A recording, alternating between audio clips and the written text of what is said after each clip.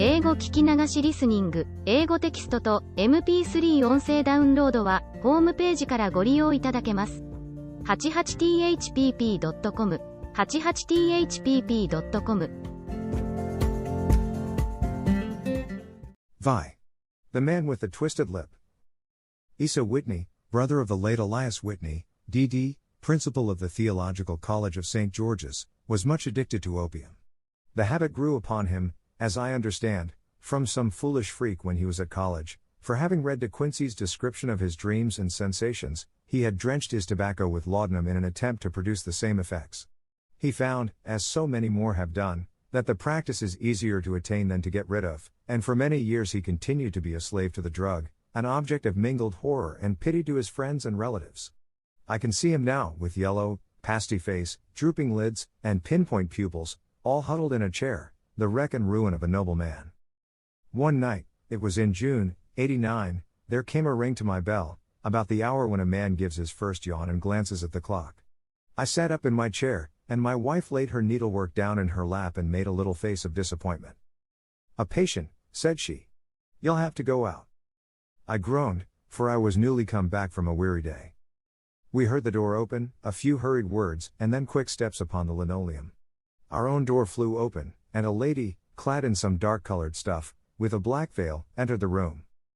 "You will excuse my calling so late," she began, and then, suddenly losing her self-control, she ran forward, threw her arms about my wife's neck, and sobbed upon her shoulder. "Oh, I'm in such trouble," she cried, "I do so want a little help." "Why," said my wife, pulling up her veil, "it is Kate Whitney." "How you startled me, Kate. I had not an idea who you were when you came in. I didn't know what to do, so I came straight to you." That was always the way. Folk who were in grief came to my wife like birds to a lighthouse. "It was very sweet of you to come. Now, you must have some wine and water, and sit here comfortably and tell us all about it. Or should you rather that I sent James off to bed?" "Oh, no. I want the doctor's advice and help, too. It's about Asa. He has not been home for 2 days. I am so frightened about him." It was not the first time that she had spoken to us of her husband's trouble, to me as a doctor, to my wife as an old friend and school companion. We soothed and comforted her by such words as we could find. Did she know where her husband was? Was it possible that we could bring him back to her? It seems that it was. She had the surest information that of late he had, when the fit was on him, made use of an opium den in the farthest east of the city. Hitherto his orgies had always been confined to one day, and he had come back, twitching and shattered, in the evening. But now the spell had been upon him 8 and 40 hours, and he lay there, doubtless among the dregs of the docks, breathing in the poison or sleeping off the effects. There he was to be found, she was sure of it, at the Bar of Gold, in Upper Swandam Lane. But what was she to do? How could she, a young and timid woman, make her way into such a place and pluck her husband out from among the ruffians who surrounded him? There was the case, and of course there was but one way out of it.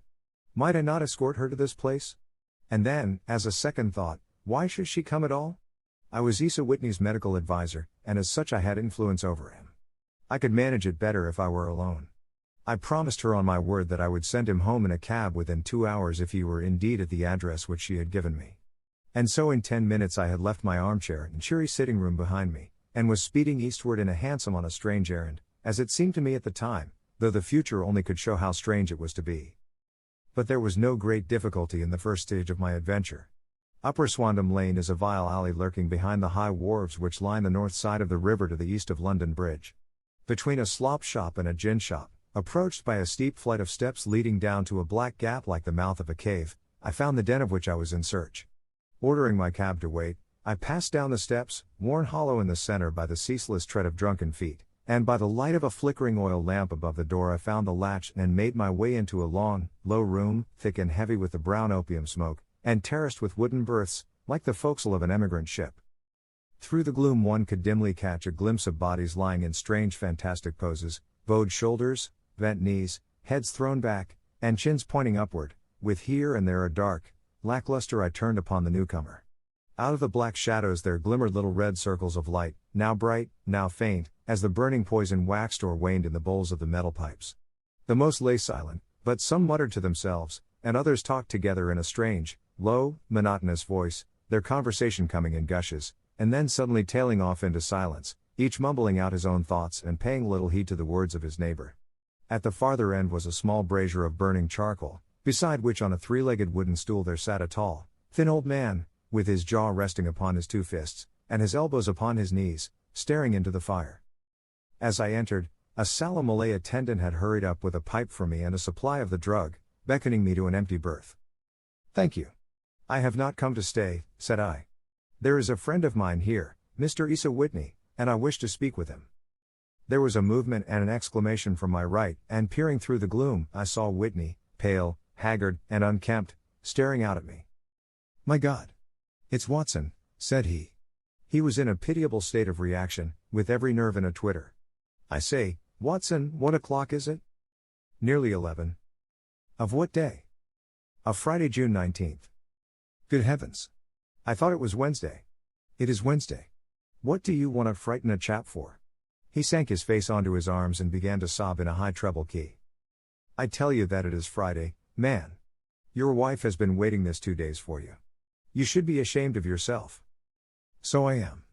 But you've got mixed, Watson, for I have only been here a few hours, 3 pipes, 4 pipes, I forget how many. But I'll go home with you. I wouldn't frighten Kate, poor little Kate. Give me your hand." "Have you a cab?" "Yes, I have one waiting." "Then I shall go in it. But I must owe something." "Find what I owe, Watson. I am all off color. I can do nothing for myself."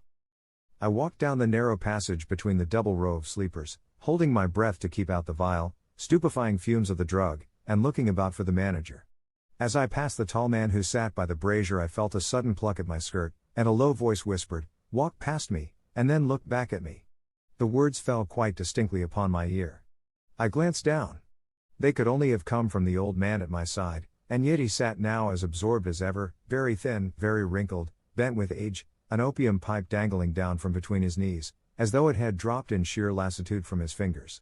I took 2 steps forward and looked back. It took all my self-control to prevent me from breaking out into a cry of astonishment. He had turned his back so that none could see him, but his form had filled out, his wrinkles were gone, the dull eyes had regained their fire, and there, sitting by the fire and grinning at my surprise, was none other than Sherlock Holmes. He made a slight motion to me to approach him, and instantly, as he turned his face half round to the company once more, subsided into a doddering, loose-lipped senility. "Holmes," I whispered, "what on earth are you doing in this den?" "As low as you can," he answered, "I have excellent ears. If you would have the great kindness to get rid of that sottish friend of yours, I should be exceedingly glad to have a little talk with you. I have a cab outside." "Then pray send him home in it. You may safely trust him, for he appears to be too limp to get into any mischief.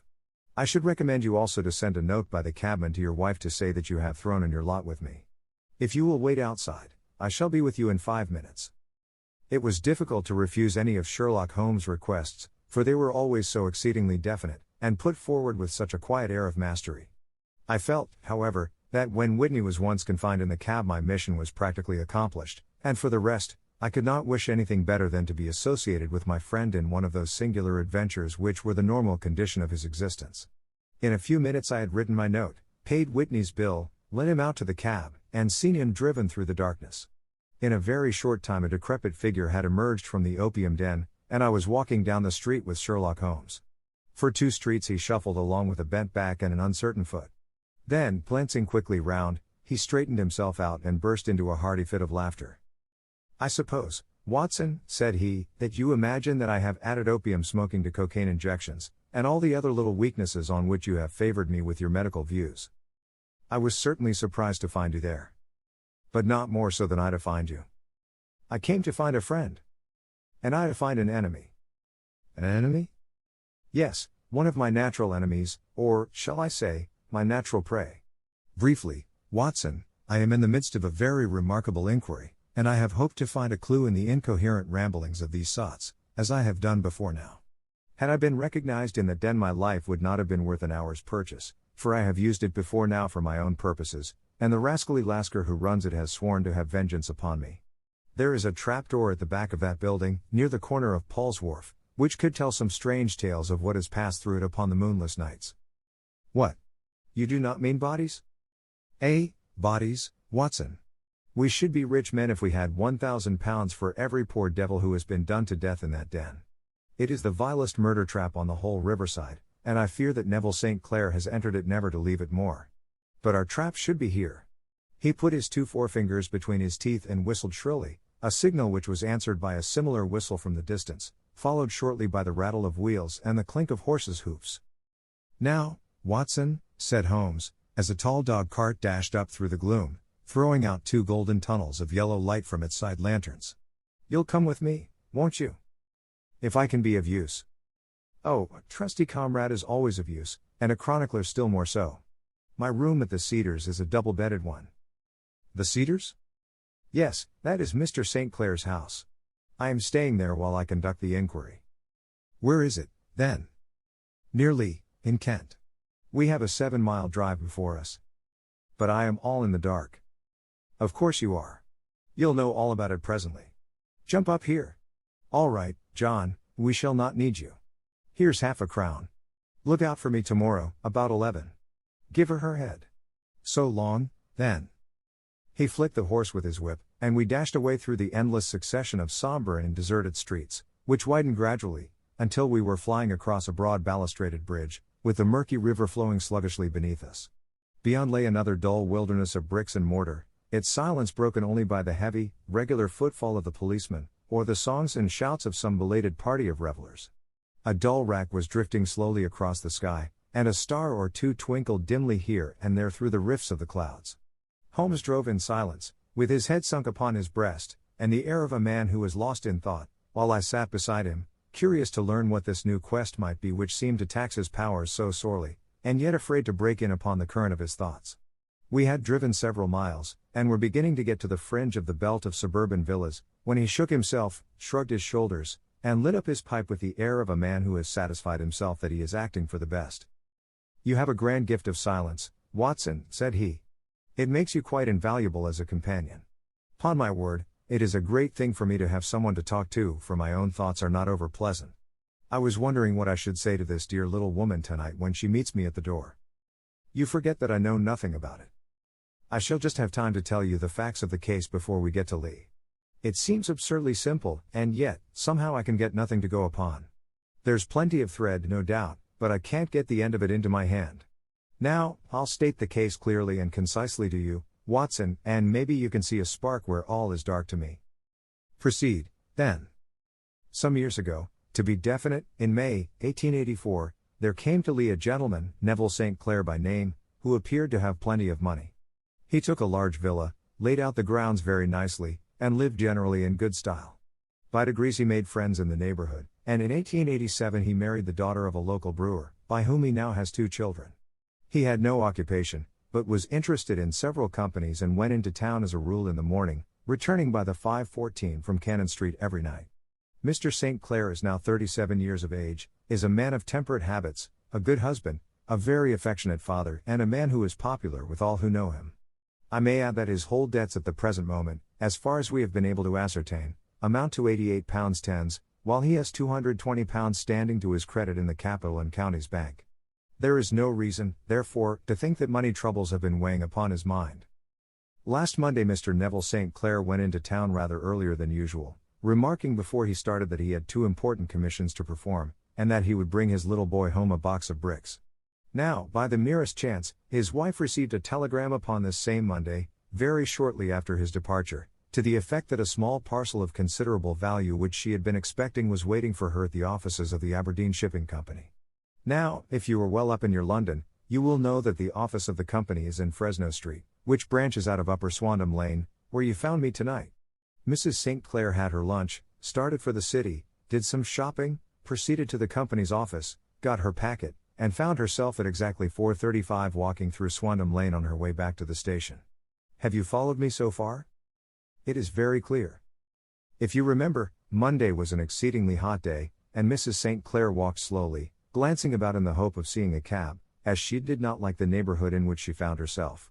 While she was walking in this way down Swandam Lane, she suddenly heard an ejaculation or cry, and was struck cold to see her husband looking down at her and, as it seemed to her, beckoning to her from a second-floor window.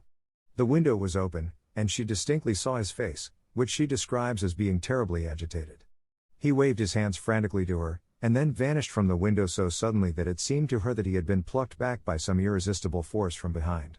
One singular point which struck her quick feminine eye was that although he wore some dark coat, such as he had started to town in, he had on neither collar nor necktie. Convinced that something was amiss with him, she rushed down the steps, for the house was none other than the opium den in which you found me tonight, and running through the front room she attempted to ascend the stairs which led to the first floor. At the foot of the stairs, however, she met this Lascar scoundrel of whom I have spoken, who thrust her back and, aided by a Dane, who acts as assistant there, pushed her out into the street. Filled with the most maddening doubts and fears, she rushed down the lane and, by rare good fortune, met in Fresno Street a number of constables with an inspector, all on their way to their beat. The inspector and 2 men accompanied her back, and in spite of the continued resistance of the proprietor, they made their way to the room in which Mr. St. Clair had last been seen. There was no sign of him there. In fact, in the whole of that floor there was no one to be found save a crippled wretch of hideous aspect, who, it seems, made his home there. Both he and the Lascar stoutly swore that no one else had been in the front room during the afternoon. So determined was their denial that the inspector was staggered, and had almost come to believe that Mrs. St. Clair had been deluded when, with a cry, she sprang at a small deal box which lay upon the table and tore the lid from it. Out there fell a cascade of children's bricks. It was the toy which he had promised to bring home. This discovery, and the evident confusion which the cripple showed, made the inspector realize that the matter was serious. The rooms were carefully examined, and results all pointed to an abominable crime. The front room was plainly furnished as a sitting room and led into a small bedroom, which looked out upon the back of one of the wharves. Between the wharf and the bedroom window is a narrow strip, which is dry at low tide but is covered at high tide with at least 4.5 feet of water. The bedroom window was a broad one and open from below. On examination, traces of blood were to be seen upon the windowsill, and several scattered drops were visible upon the wooden floor of the bedroom. Thrust away behind a curtain in the front room were all the clothes of Mr. Neville St. Clair, with the exception of his coat. His boots, his socks, his hat, and his watch, all were there. There were no signs of violence upon any of these garments, and there were no other traces of Mr. Neville St. Clair. Out of the window he must apparently have gone, for no other exit could be discovered, and the ominous bloodstains upon the sill gave little promise that he could save himself by swimming, for the tide was at its very highest at the moment of the tragedy. And now as to the villains who seemed to be immediately implicated in the matter. The Lascar was known to be a man of the vilest antecedents, but as, by Mrs. St. Clair's story, he was known to have been at the foot of the stair within a very few seconds of her husband's appearance at the window, he could hardly have been more than an accessory to the crime. His defense was one of absolute ignorance, and he protested that he had no knowledge as to the doings of Hugh Boone, his lodger, and that he could not account in any way for the presence of the missing gentleman's clothes. So much for the Lascar manager. Now for the sinister cripple who lives upon the second floor of the opium den, and who was certainly the last human being whose eyes rested upon Neville St. Clair. His name is Hugh Boone, and his hideous face is one which is familiar to every man who goes much to the city. He is a professional beggar, though in order to avoid the police regulations he pretends to a small trade in wax vestas. Some little distance down Threadneedle Street, upon the left-hand side, there is, as you may have remarked, a small angle in the wall. Here it is that this creature takes his daily seat, cross-legged with his tiny stock of matches on his lap, and as he is a piteous spectacle a small rain of charity descends into the greasy leather cap which lies upon the pavement beside him. I have watched the fellow more than once before ever I thought of making his professional acquaintance, and I have been surprised at the harvest which he has reaped in a short time. His appearance, you see, is so remarkable that no one can pass him without observing him. A shock of orange hair, a pale face disfigured by a horrible scar, which, by its contraction, has turned up the outer edge of his upper lip, a bulldog chin, and a pair of very penetrating dark eyes, which present a singular contrast to the color of his hair, all mark him out from amid the common crowd of mendicants, and so, too, does his wit, for he is ever ready with a reply to any piece of chaff which may be thrown at him by the passers-by. This is the man whom we now learn to have been the lodger at the opium den, and to have been the last man to see the gentleman of whom we are in quest. But a cripple, said I. What could he have done single-handed against a man in the prime of life? He is a cripple in the sense that he walks with a limp, but in other respects he appears to be a powerful and well-nurtured man. Surely your medical experience would tell you, Watson, that weakness in one limb is often compensated for by exceptional strength in the others. Pray continue your narrative. Mrs. St. Clair had fainted at the sight of the blood upon the window, and she was escorted home in a cab by the police, as her presence could be of no help to them in their investigations. Inspector Barton, who had charge of the case, made a very careful examination of the premises, but without finding anything which threw any light upon the matter. One mistake had been made in not arresting Boone instantly, as he was allowed some few minutes during which he might have communicated with his friend the Lascar, but this fault was soon remedied, and he was seized and searched, without anything being found which could incriminate him. There were, it is true, some blood stains upon his right shirt sleeve, but he pointed to his ring finger, which had been cut near the nail, and explained that the bleeding came from there, adding that he had been to the window not long before, and that the stains which had been observed there came doubtless from the same source.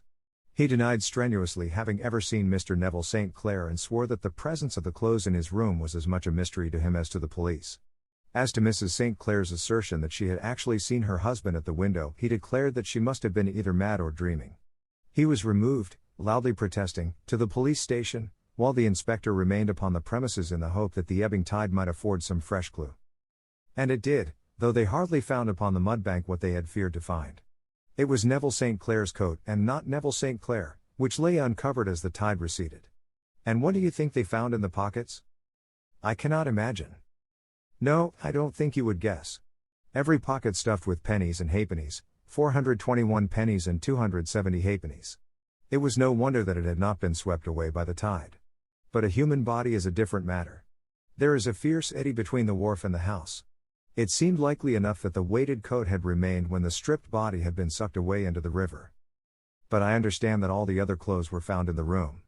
Would the body be dressed in a coat alone? No, sir, but the facts might be met speciously enough. Suppose that this man Boone had thrust Neville St. Clair through the window, there is no human eye which could have seen the deed. What would he do then? It would of course instantly strike him that he must get rid of the telltale garments. He would seize the coat, then, and be in the act of throwing it out, when it would occur to him that it would swim and not sink. He has little time, for he has heard the scuffle downstairs when the wife tried to force her way up, and perhaps he has already heard from his Lascar confederate that the police are hurrying up the street. There is not an instant to be lost. He rushes to some secret hoard, where he has accumulated the fruits of his beggary, and he stuffs all the coins upon which he can lay his hands into the pockets to make sure of the coat sinking.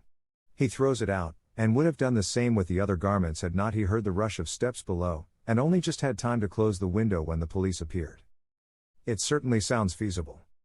Well, we will take it as a working hypothesis for want of a better.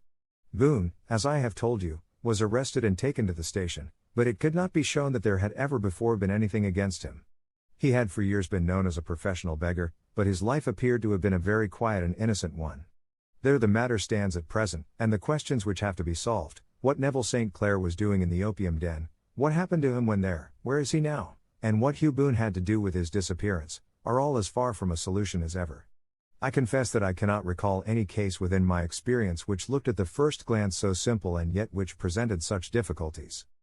While Sherlock Holmes had been detailing this singular series of events, we had been whirling through the outskirts of the great town until the last straggling houses had been left behind, and we rattled along with a country hedge upon either side of us. Just as he finished, however, we drove through two scattered villages, where a few lights still glimmered in the windows. "We are on the outskirts of Lee," said my companion. "We have touched on 3 English counties in our short drive, starting in Middlesex, passing over an angle of Surrey, and ending in Kent. See that light among the trees? That is the Cedars, and beside that lamp sits a woman whose anxious ears have already, I have little doubt, caught the clink of our horses' feet." "But why are you not conducting the case from Baker Street?" I asked. "Because there are many inquiries which must be made out here. Mrs. St. Clair has most kindly put 2 rooms at my disposal, and you may rest assured that she will have nothing but a welcome from my friend and colleague. I hate to meet her, Watson, when I have no news of her husband. Here we are. Whoa, there, whoa." We had pulled up in front of a large villa which stood within its own grounds. A stable boy had run out to the horse's head, and springing down, I followed Holmes up the small, winding gravel drive which led to the house. As we approached, the door flew open and a little blonde woman stood in the opening, clad in some sort of light mousseline de soie, with a touch of fluffy pink chiffon at her neck and wrists. She stood with her figure outlined against the flood of light, one hand upon the door, one half raised in her eagerness, her body slightly bent, her head and face protruded, with eager eyes and parted lips, a standing question. "Well?" she cried, "well?" And then, seeing that there were 2 of us, she gave a cry of hope which sank into a groan as she saw that my companion shook his head and shrugged his shoulders. "No good news?" "None." "No bad?" "No." Thank God for that. But come in. You must be weary, for you have had a long day. This is my friend, Dr. Watson. He has been of most vital use to me in several of my cases, and a lucky chance has made it possible for me to bring him out and associate him with this investigation. I am delighted to see you, said she, pressing my hand warmly. You will, I am sure, forgive anything that may be wanting in our arrangements, when you consider the blow which has come so suddenly upon us. My dear madam, said I am an old campaigner, and if I were not I can very well see that no apology is needed. If I can be of any assistance, either to you or to my friend here, I shall be indeed happy. Now, Mr. Sherlock Holmes, said the lady as we entered a well-lit dining room, upon the table of which a cold supper had been laid out, I should very much like to ask you one or two plain questions, to which I beg that you will give a plain answer. Certainly, madam. Do not trouble about my feelings. I am not hysterical, nor given to fainting. I simply wish to hear your real opinion. Upon what point? In your heart of hearts, do you think that Neville is alive? Sherlock Holmes seemed to be embarrassed by the question. Frankly, now, she repeated, standing upon the rug and looking keenly down at him as he leaned back in a basket chair. Frankly, then, madam, I do not. You think that he is dead? I do. Murdered?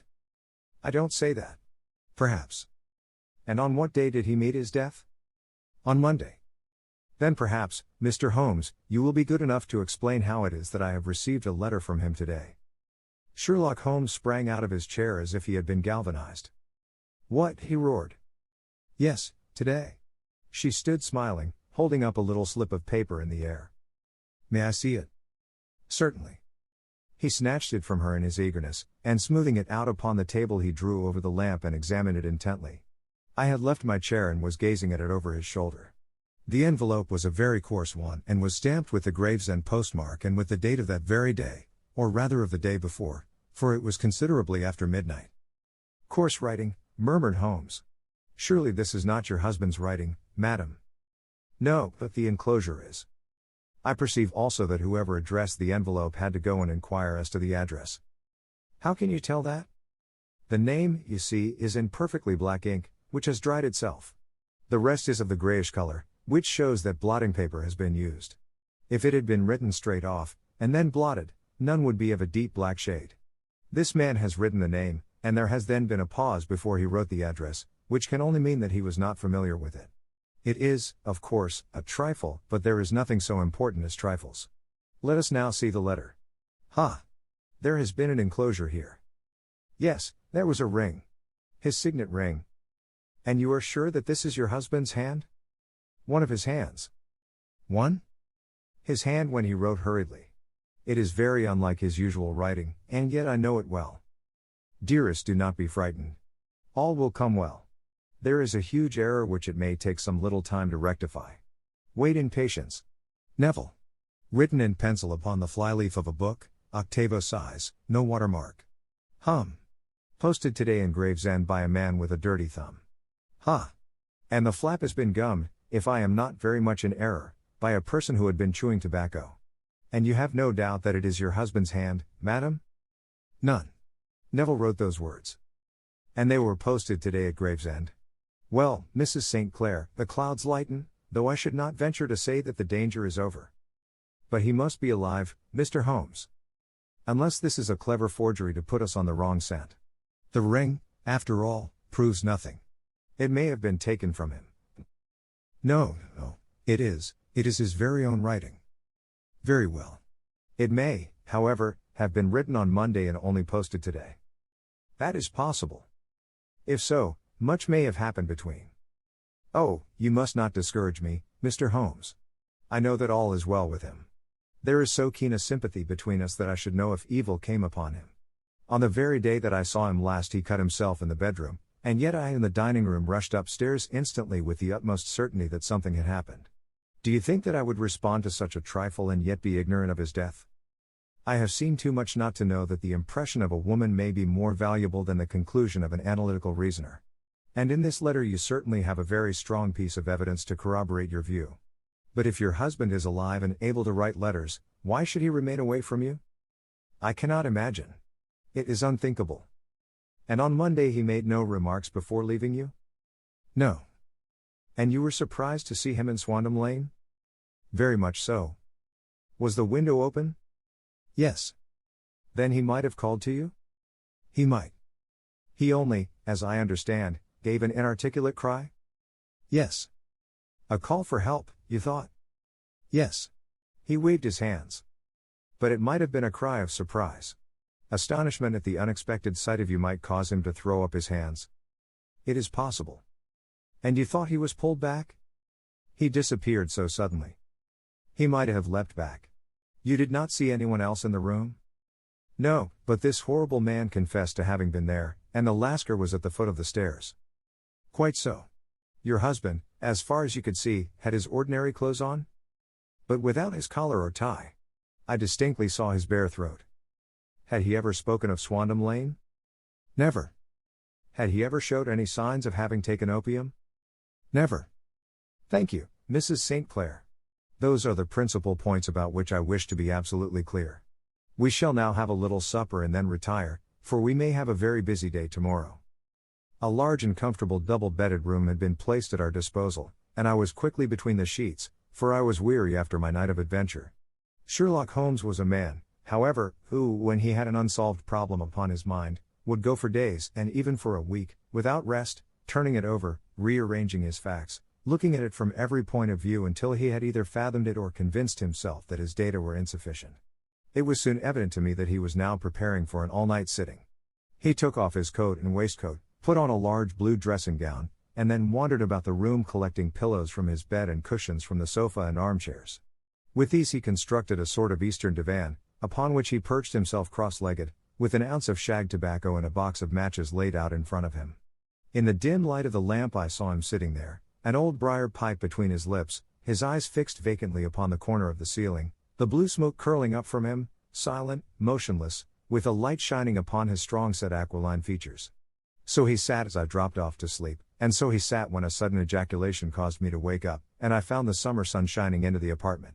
The pipe was still between his lips, the smoke still curled upward, and the room was full of a dense tobacco haze, but nothing remained of the heap of shag which I had seen upon the previous night. "Awake, Watson?" he asked. "Yes."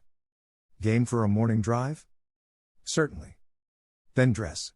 No one is stirring yet, but I know where the stable boy sleeps, and we shall soon have the trap out." He chuckled to himself as he spoke, his eyes twinkled, and he seemed a different man to the somber thinker of the previous night. As I dressed I glanced at my watch. It was no wonder that no one was stirring. It was 25 minutes past 4. I had hardly finished when Holmes returned with the news that the boy was putting in the horse. "I want to test a little theory of mine," said he, pulling on his boots. "I think, Watson, that you are now standing in the presence of one of the most absolute fools in Europe. I deserve to be kicked from here to Charing Cross. But I think I have the key of the affair now." "And where is it?" I asked, smiling. "In the bathroom," he answered. "Oh, yes, I am not joking," he continued, seeing my look of incredulity. "I have just been there, and I have taken it out, and I have got it in this Gladstone bag. Come on, my boy, and we shall see whether it will not fit the lock." We made our way downstairs as quietly as possible, and out into the bright morning sunshine. In the road stood our horse and trap, with the half-clad stable boy waiting at the head. We both sprang in, and away we dashed down the London road. A few country carts were stirring, bearing in vegetables to the metropolis, but the lines of villas on either side were as silent and lifeless as some city in a dream. "It has been in some points a singular case," said Holmes, flicking the horse on into a gallop. "I confess that I have been as blind as a mole, but it is better to learn wisdom late than never to learn it at all." In town the earliest risers were just beginning to look sleepily from their windows as we drove through the streets of the Surrey side. Passing down the Waterloo Bridge Road we crossed over the river, and dashing up Wellington Street wheeled sharply to the right and found ourselves in Bow Street. Sherlock Holmes was well known to the force, and the two constables at the door saluted him. One of them held the horse's head while the other let us in. "Who is on duty?" asked Holmes. "Inspector Bradstreet, sir." "Ah, Bradstreet, how are you?" A tall, stout official had come down the stone-flagged passage, in a peaked cap and frog jacket. "I wish to have a quiet word with you, Bradstreet." "Certainly, Mr. Holmes. Step into my room here." It was a small, office-like room, with a huge ledger upon the table and a telephone projecting from the wall. The inspector sat down at his desk. "What can I do for you, Mr. Holmes?" "I called about that beggarman, Boone, the one who was charged with being concerned in the disappearance of Mr. Neville St. Clair, of Lee." "Yes. He was brought up and remanded for further inquiries." "So I heard. You have him here?" "In the cells." "Is he quiet?" "Oh, he gives no trouble. But he is a dirty scoundrel." "Dirty?" "Yes, it is all we can do to make him wash his hands, and his face is as black as a tinker's. Well, when once his case has been settled, he will have a regular prison bath, and I think, if you saw him, you would agree with me that he needed it." "I should like to see him very much." "Would you? That is easily done. Come this way. You can leave your bag." "No, I think that I'll take it." "Very good. Come this way, if you please." He led us down a passage, opened a barred door, passed down a winding stair, and brought us to a whitewashed corridor with a line of doors on each side. "The third on the right is his," said the inspector. "Here it is." He quietly shot back a panel in the upper part of the door and glanced through. "He is asleep," said he. "You can see him very well." We both put our eyes to the grating.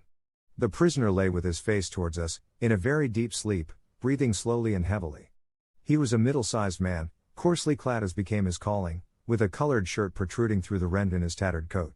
He was, as the inspector had said, extremely dirty, but the grime which covered his face could not conceal its repulsive ugliness.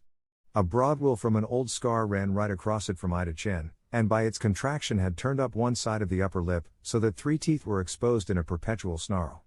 A shock of very bright red hair grew low over his eyes and forehead. "He's a beauty, isn't he?" said the inspector.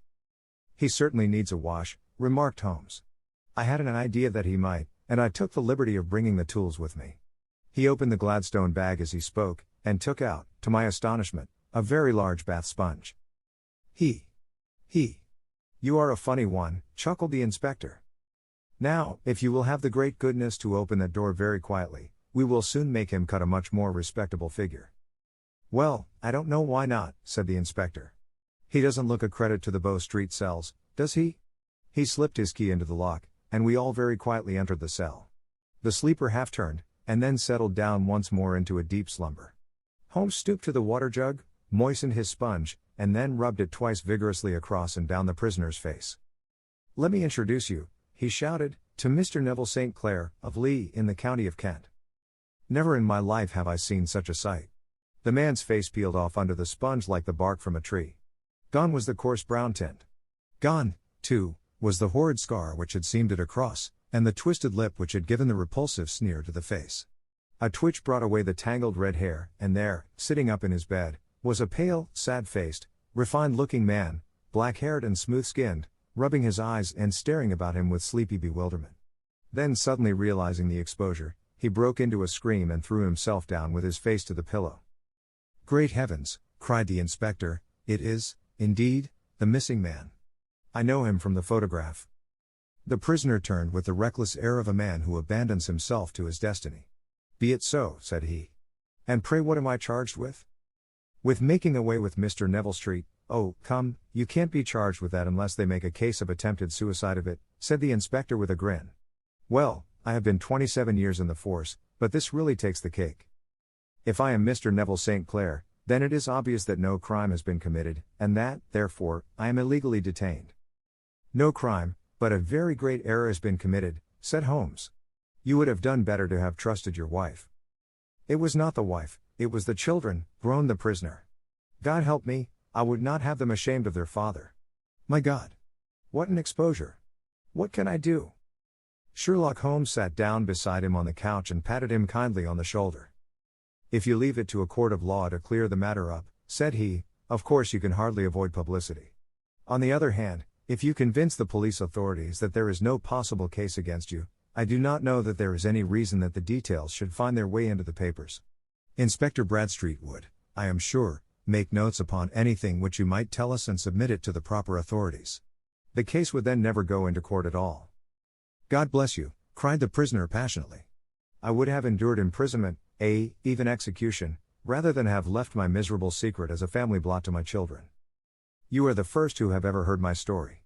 My father was a schoolmaster in Chesterfield, where I received an excellent education.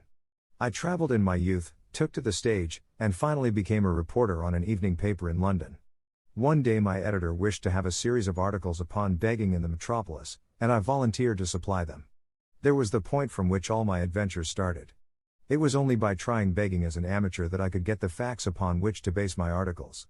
When an actor I had, of course, learned all the secrets of making up, and had been famous in the green room for my skill. I took advantage now of my attainments.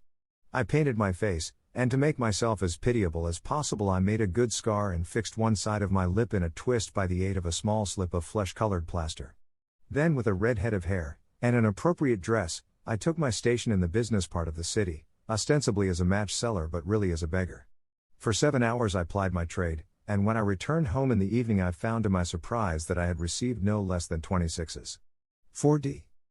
I wrote my articles and thought little more of the matter until, some time later, I backed a bill for a friend and had a writ served upon me for £25. I was at my wits' end where to get the money, but a sudden idea came to me. I begged a fortnight's grace from the creditor, asked for a holiday from my employers, and spent the time in begging in the city under my disguise. In 10 days I had the money and had paid the debt. Well, you can imagine how hard it was to settle down to arduous work at £2 a week when I knew that I could earn as much in a day by smearing my face with a little paint, laying my cap on the ground, and sitting still. It was a long fight between my pride and the money, but the dollars won at last, and I threw up reporting and sat day after day in the corner which I had first chosen, inspiring pity by my ghastly face and filling my pockets with coppers. Only one man knew my secret. He was the keeper of a low den in which I used to lodge in Swandam Lane, where I could every morning emerge as a squalid beggar and in the evenings transform myself into a well-dressed man about town. This fellow, a Lascar, was well paid by me for his rooms, so that I knew that my secret was safe in his possession. Well, very soon I found that I was saving considerable sums of money. I do not mean that any beggar in the streets of London could earn £700 a year, which is less than my average takings, but I had exceptional advantages in my power of making up, and also in a facility of repartee, which improved by practice and made me quite a recognized character in the city. All day a stream of pennies, varied by silver, poured in upon me, and it was a very bad day in which I failed to take £2.